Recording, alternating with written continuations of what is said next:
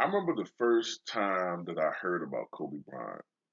It was in a Slam magazine, and it was back in 1995. And they were talking about this high school phenom. Now, we've always seen stories of high school phenoms that didn't necessarily pan out to the NBA, but there was this talk about this phenom from Lower Merion High School in Philadelphia. At the time, he was 17 years old, and many people said that they thought he was the best 17-year-old that they'd ever seen.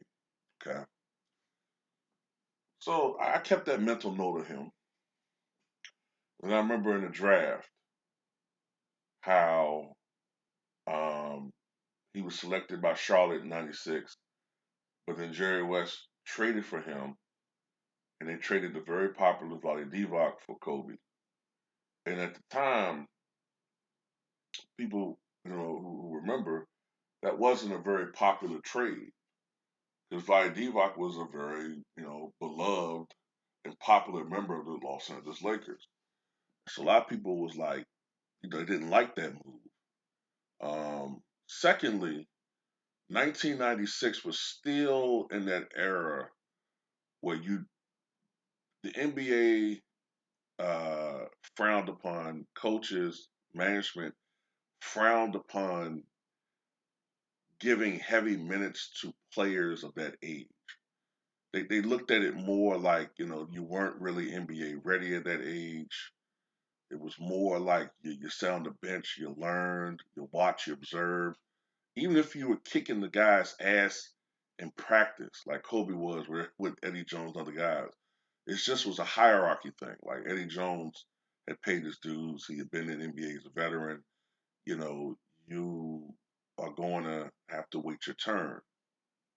As opposed to when LeBron got in the NBA, he kind of changed that perception of that.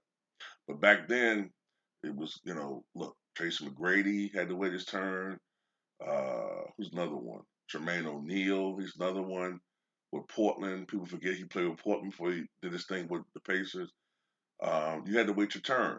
Kobe had to wait his turn.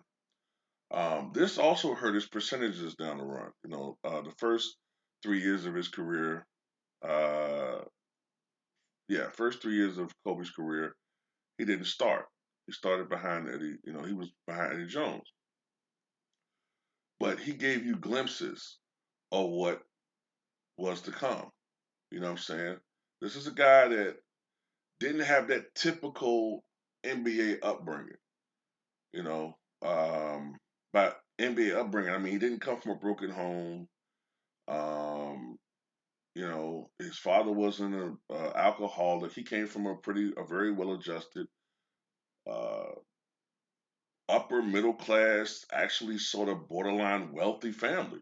Actually, they were pretty wealthy. I mean, they didn't make the money they made now, but his father played in the '70s, Jelly Bean Bryant. I guess the salaries back then was maybe sort of around the $100,000, $200,000 range, maybe higher. So he grew up in a relatively somewhat wealthy household. He didn't, like I said, he didn't have he wasn't the typical dude, man. He was damn near a genius. He spoke several languages, um, very articulate. Worked on that, especially as he got older. Uh, he didn't came from a well-adjusted family. There were some things about Kobe Bryant that, in his lifetime, people would criticize him about, especially the black community. But I don't want to kind of get into that too much right now. But that's off the court stuff. On the court, you saw what he was about. You know what I'm saying? He was obsessed with being a great basketball player. He was obsessed with being the best or the best he could be. And he really did want to be considered better than Jordan. Jordan was the litmus test for most of these guys back then, whether it's Kobe Bryant or whether it's Allen Iverson. Jordan was that guy. Um, Kobe Bryant was limited by minutes, but I remember the first couple years he played. He led the league in minutes, points per minute his rookie year. I think he only averaged 15 minutes a game, 14 to 15 minutes a game, but he averaged 7.6 points per game. His next year, 97, 98, he was an all star. I think at the time he was the youngest all star in NBA history. He was only 19 years old, I believe, when he was an all star. Now, I don't think he holds that record anymore. I think it's LeBron James's record, I think. Someone can correct me on that. But yeah, Kobe was only 19 years old. He was an all star. And, he wanted to bring it to everybody. You know what I'm saying? He didn't, he just wanted to be great, and when he finally got his turn in the NBA in 99, when he finally got into the starting position, you know, he did take a back seat to Shaq in that first title run. But by then, Kobe had been taking a back seat to various players for years. Kobe was tired of holding his game back and he wanted to showcase what he was able to do, which I understand, especially when you're coming up to the point where you're coming up to a newer contract or whatever. But just from a competitive standpoint, um, he saw Allen Iverson do what he was going to do. He saw Shaq doing what he could do. He wanted to showcase what he could do, and what he could do was play lockdown defense on the defensive end. He could stop you on the defensive end, and on the offensive end, um, not only could he score, but he could devastate a defense. Um, and the thing I remember about Kobe is he didn't let failure deter him from being great or fear failure stop him from being, um, a guy that was willing to take that shot or take that last shot. I remember in 1997 against Utah in the playoffs, I think he shot something like three consecutive air balls in three consecutive possessions or something like that. And he was so, I remember the media got on him about that. I remember I was in high school at the time. Everybody at school that followed sports got on him about that. But the thing people should have been paying attention to is the fact that he was taking those shots without hesitation, without caring about whether he missed a shot or not. And that's one thing that I will say about Russell Westbrook. People can harp on him about being not a good 3-point shooter. But one thing you can say about him is he's not gun shy in certain situations. Now, you could argue about his shot selection, but that's another reason why I like Russell Westbrook. Okay. But back to Kobe. 2000, 2001 was his breakout season. Um, from a scoring standpoint, he averaged a career high that year. I think he averaged about 27 points a game that year? And let me check it out. No, he averaged 20. He averaged 28.5 points per game that year, going along with 5.9 rebounds and 5 assists and 1.7 steals. Yeah, he just had a breakout offensive year. And some people consider that Lakers team the best team in the last 20 years. You know what I'm saying? Especially when they consider the fact that they went 15-1 during the regular season. Now, for the next couple of years, there was a growing, demand for Kobe, or at least from Kobe's aspect, he wanted to dominate the ball more. Shaq still wanted to be the man, and that did lead to friction. There was a time when Shaq was out with injury, and Kobe had like a stretch. We all remember where he had 40 points in 9 consecutive games, and then Shaq came back, and Phil Jackson asked Kobe, who's going, who's really in a groove right now. Can you hold back? Can you?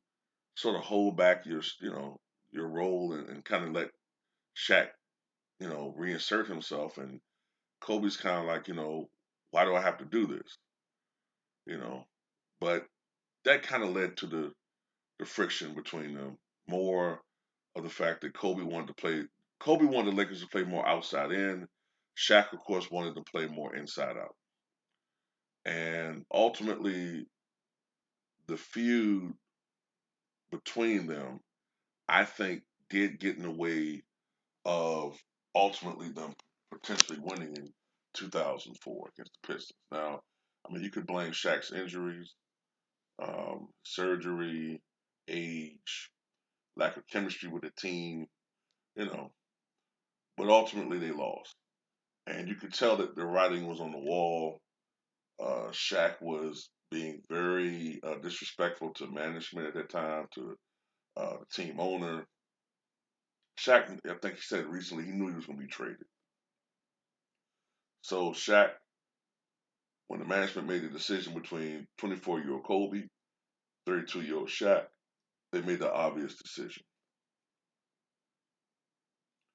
So a lot of people didn't like Kobe because of that decision. Okay, they felt like that he ran Shaq out of town, especially considering some of the other stuff that was going on in Kobe's life that I don't want to talk about. Okay, but we know what I'm talking about, that situation.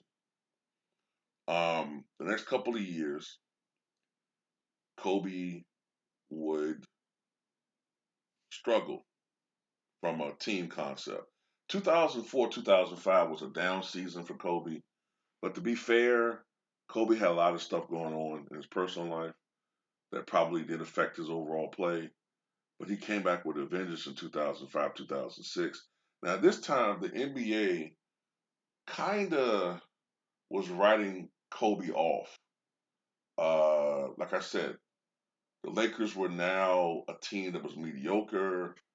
Kobe had lost a lot of sponsors due to the personal issues going on with him. And the league was trying to push other stars. At that time, they were trying to make Steve Nash the face of the league. Who else at that time? They were trying to, push who else? Maybe like a Gilbert Arenas, even though I don't think he would have been the face of the league, but they were pushing certain people. 2005, 2006, Kobe averaged 35.4 points per game in a league that was only averaging 97 points a game. The Lakers only averaged 99 points a game. Okay? To put that in perspective, when we'll average 50.4 points per game in 61-62, the league average was 125 points a game. I think the Warriors averaged over 125 points a game.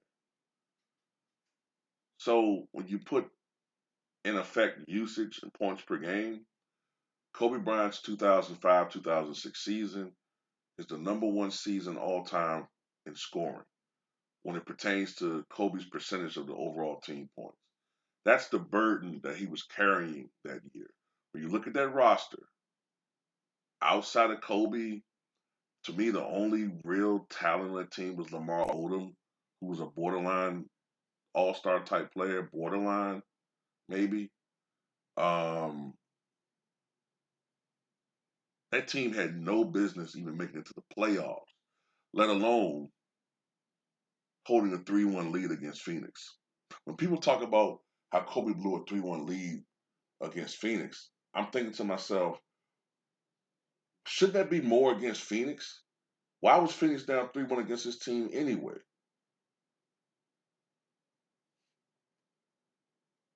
You see what I'm saying? Like, it doesn't make any sense. Now, Kobe was criticized because, he was shooting too much. One of those games, he had 50. They're saying he didn't trust his teammates. But if you look at the roster Kobe had, why should he have trusted his teammates to be able to knock down shots? And when he did play the way that Field and everybody else wanted him to do, where he's trying to get other people involved, nothing happened offensively, and they lost in Game 7. But they say Kobe just threw the game. Whatever, what I'm saying. But ultimately, Kobe got frustrated, and, they needed some reinforcements. Okay, Kobe knew the clock was ticking. He was getting close to the 30, and the pressure to win was increasing. So they got reinforcements. They got Paul Gasol via trade. They got I think Metta World Peace. I think was a free agent signing. They got some of those pieces like Trevor Ariza and other guys. They got uh, they developed Andrew Bynum, and they went on to win two NBA championships. Now, of course, they lost in 2008 against the Boston Celtics. That was one of the best Boston Celtics teams of all time, though.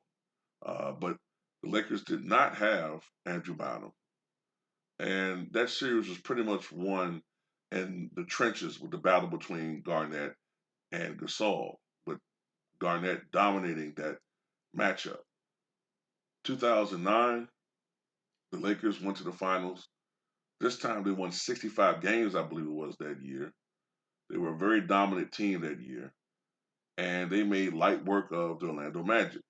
2010 was a rematch of 2008, but this time Pau Gasol dominated that matchup between Garnett, who was not the same player that he was 2 years ago or 2 years prior, and Kobe won his fifth NBA championship.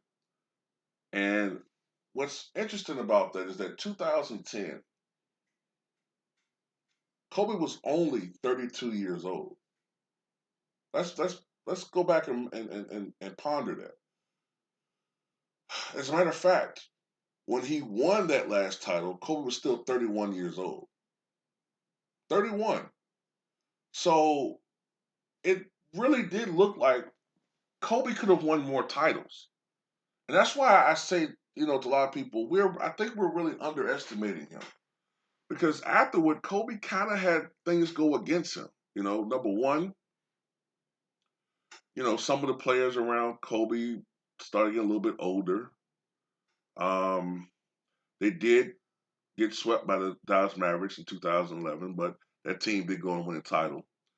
But the fucked up thing was the NBA nixed that trade that would have sent Chris Paul there. I really believe if Chris Paul had went to the Lakers, they would have won at least one championship, probably 2 to 3, but at least one. Okay, I'm thinking more too.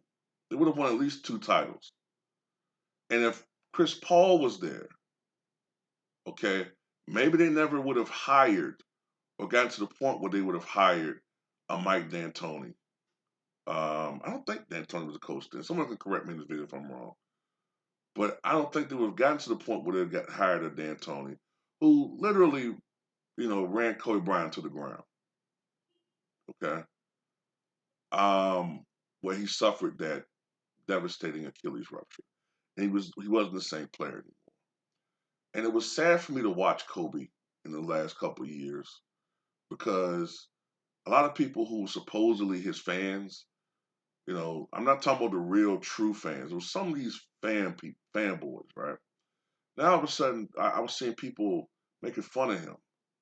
You know what I'm saying? Talking about how much he, was garbage and shit. Don't get me wrong. Now, this part I am guilty of. I did make these videos talking shit about Kobe, you know, toward the end. I can't explain it away other than saying there was more of a response to, you know, haters out there. But I do feel a certain type of way about that now. I should have did that. You know what I'm saying? Kobe retired after 2015-16, but his last performance he had a 60-point game. It wasn't the most efficient 60-point game because he wasn't the same guy. It was a team orientated. It was a team, even though it was a 60-point game, it was a team, you know, it took teamwork to get him that 60. Okay. And that was a send off to give him one more vintage performance. Fuck Jason Whitlock. Okay. And you would have thought that after he retired, he was only 38 years old at the time, 37, 38. that Kobe would have another 40, maybe 50, maybe even more than that, 60 years of life ahead of him. And Kobe at that time could finally focus on family. Kobe had that tunnel vision that the Larry Birds and the Michael Jordans and the Bill Russells have. Those true competitors where they focus on one sport at a time, and or one thing at a time, I should say. They focus on one thing at a time. Now Kobe could focus on being the best father that he could be, the best husband that he could be. No matter how much his critics keep wanting to remind him of a mistake that he made 15 years ago. Kobe was an entrepreneur. Kobe even got involved in cinema, won an Oscar. I was saying to myself, man, this guy is really going to be something. I mean, this guy's going to be a billionaire. He's going to be a true entrepreneur, and he's really going to uh, do things in his 40s that might even dwarf what he did on the basketball court. I think it's going to even dwarf what he did. And I remember watching the NBA this past season, the lead up to LeBron passing Kobe, and a lot of people were saying negative things about Kobe. That group. And I become a staunch Kobe defender now. And I was like, look, man, Kobe was a great player. It's not a competition. Kobe is a legend. Maybe in time, LeBron could be a legend. And then the next day, after LeBron passes Kobe, we all get that devastating news. Me personally, uh, I think I first saw it on a video uploaded. I think it was I think it was videos uploaded, and I was seeing people saying, uh, Kobe Bryant. Did you hear Kobe Bryant? Died in a helicopter crash. I was like, huh? So I googled it, and at first I didn't see anything. What are these guys talking about? Some stupid shit. But yeah, then it started. The news started hitting. It was surreal. It was surreal. Um, and that goes to show why I have a different perspective when it comes to being on YouTube now. A lot of people like to say that, I'm putting on this false persona of being like fair and all this type of shit. At the end of the day, uh, this shit ain't really that serious. It's just sports talk. And I will never allow myself to get so full of hatred for a certain fan base that I will start doing things that are against my natural character. You know what I'm saying? And even when I'm making fun of Luka Doncic, or I'm saying he ain't really top 10 or all this, some people take it seriously. I don't. At the end of the day, these are human beings. We're all fragile. And what we saw, if 2020 doesn't convince you of it, then nothing will. We're all fragile, and tomorrow is not promised to any one of us. But I hope this wasn't too modeling a video for you guys, man. I know this seemed a little bit, I mean, it is what it is, man. I'm still kind of fucked up what happened. But Kobe was a five-time NBA champion, a two-time NBA Finals MVP.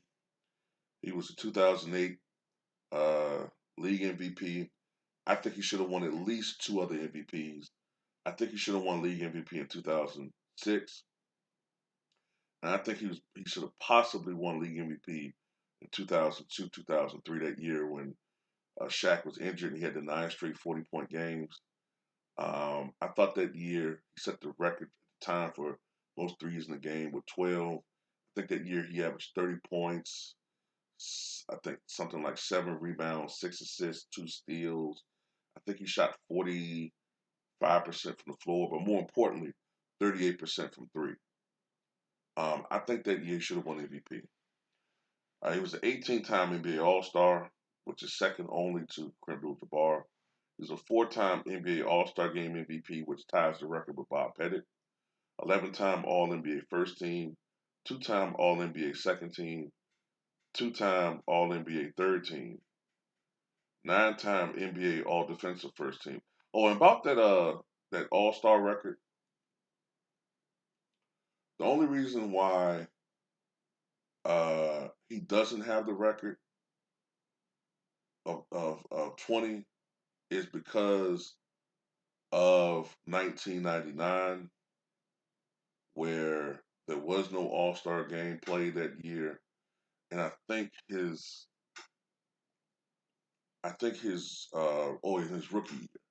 his rookie year he was not an All-Star. But if they held an All-Star game in '99, he would have tied Kareem with 19. He was a nine-time NBA All-Defensive First Team. That ties the record with uh, I believe it's Gary Payton, Garnett, and Jordan, if I'm not mistaken. Three-time NBA All-Defensive Second Team, two-time NBA Scoring Champion, 1990 Slam Dunk Champion. I forgot to mention that. He did that in his rookie year. NBA All Rookie Second Team. His numbers 8 and 24 retired by the Los Angeles Lakers. He's the only player to have two different numbers retired by the same franchise. And he was a McDonald's All American in 1996. He scored 33,643 points for a 25 point per game average. And he hauled down over 7,000 rebounds for a 5.2 average and dished out over 6,000 assists for a 4.7 average. He won two Olympic gold medals, 2008 in Beijing, the Redeem Team as they call it, and 2012 in London. A future uh, Naismith Memorial Basketball Hall of Famer. Unfortunately, he will not be here with us physically, but he's still with us in our hearts. Kobe Bean Bryant.